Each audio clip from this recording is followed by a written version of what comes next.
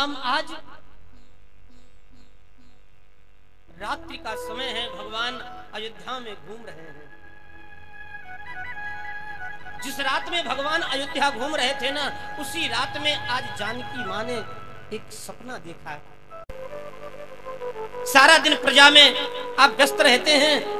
मैं अगर आपसे दो बातें करना चाहूं, बैठ के कुछ बोलना चाहूं, तो तुम कहते हो सीता सारा बहुत थका हूं, और मैं आपको थका जान करके आपसे कुछ कहती नहीं। अब कहां समय है। जिस रात में सीता ये सोच रही थी,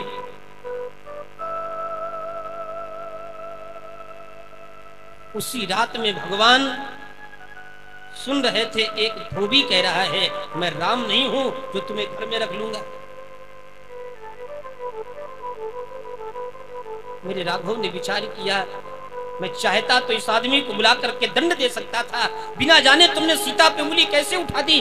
पर एक आदमी को दंड देने से समाज के लोगों का मुंह नहीं बंद कर सकता। राघव विचार करने लगे, क्या किया जाए। न राम को नींद आ रही है, न सीता को नींद आ रही है। राम जी स्नान ध्यान करके राज्य के लिए चले हैं, और सीता भी उधर से आ गई। रघुनंदन, मेरी एक विनती सुनोगे? सबकी सुनते हो, बोलो। जब हम लोग जंगल चले थे, पिता के समान वाल्मीकि जी मिले थे। उन्होंने कितना प्रेम दिया था। मेरा मन कर रहा है कि एक बार वहीं चली जाऊं क्या। राम जी ने कहा, हाँ हाँ सीता चली जाओ, आप भी चलो ना।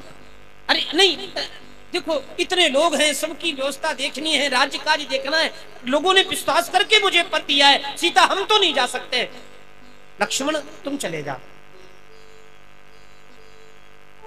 लक्ष्मण जी रथ को चला रहे हैं।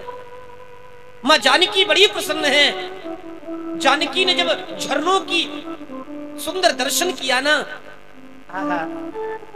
छोटे भैया देखो ना क्या झरना है।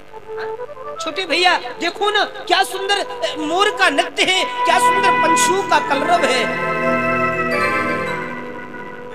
सीता तो बड़ी प्रसन्न है, और लक्ष्मण की आंखों में आंसू आ रहे हैं।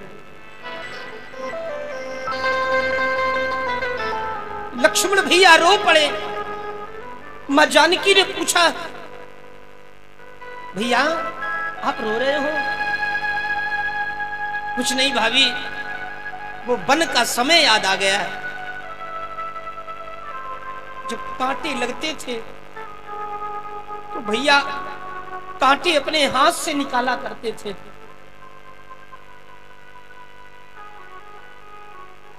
वाल्मीकि यहां जाकर के सीता बड़ी खुश। पूरा दिन सीता उछल रही है, जैसे जैसे कोई बेटी जब अपने घर में जाती है ना, मायके में जाती है ना। देखो बहन जी कल कह रही थी ना, अपने घर में भी कोई काम करता है क्या? काम करना होगा तो ससुराल है। सारा दिन उछली, सारा दिन खेली, बड़े आनंद से रही। और जब शाम हुई ना, तो सीता दरवाजे पर आकर के बैठ गई। वाल्मीकि जी ने आकर के पूछा, बेटी क्या देख रही हो? क्या देख रही हो? पिताजी रघुनंदन आते होंगे, इसलिए उनका इंतजार कर रही हूं। पूरी रात व्यतीत हो गई।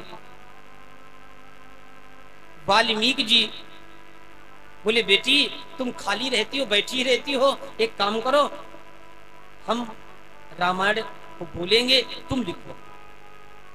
पूरी रात वाल्मीकि जी रामायण के श्लोकों की रचना करते हैं, और दिन में बैठ करके सीता से लिखवाते हैं। क्योंकि वाल्मीकि जी जानते थे कि सीता के गर्भ में राम का अंश पल रहा है।